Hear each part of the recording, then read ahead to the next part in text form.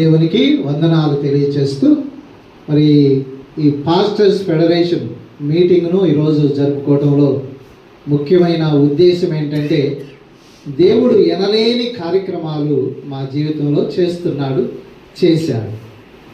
దేవుడు నన్ను ప్రేమించి ప్రియమైన భార్యను నాకు అనుగ్రహించినాడు.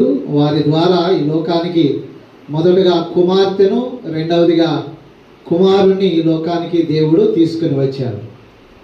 అయితే విశేషం ఏంటంటే దేవుని దాసులారా, కుమార్తె మొదటగా నా కుమార్తెను దేవుడు ఎంతగా ప్రేమించాడు అంటే మరి 10th క్లాస్లోను, ఇంటర్మీడియట్లోను, తర్వాత ఎంసెట్ ర్యాంక్లోను తోడుగా ఉండి, ఆశ్చర్యం ఏంటంటే ఎంసెట్ రాసిన తర్వాత ర్యాంక్ వచ్చింది. ర్యాంక్ వచ్చిన తర్వాత ఒక కాలేజీలో సీట్ రావాల్సి ఉన్నది. మరి తాను ఆశించిందేమో మన దగ్గరలో ఉన్న వడ్లమూడిలో ఉన్న విజ్ఞాన్ యూనివర్సిటీలో ఆశపడుతున్నప్పుడు మరి అక్కడ సీటు రాలా. అయితే మేము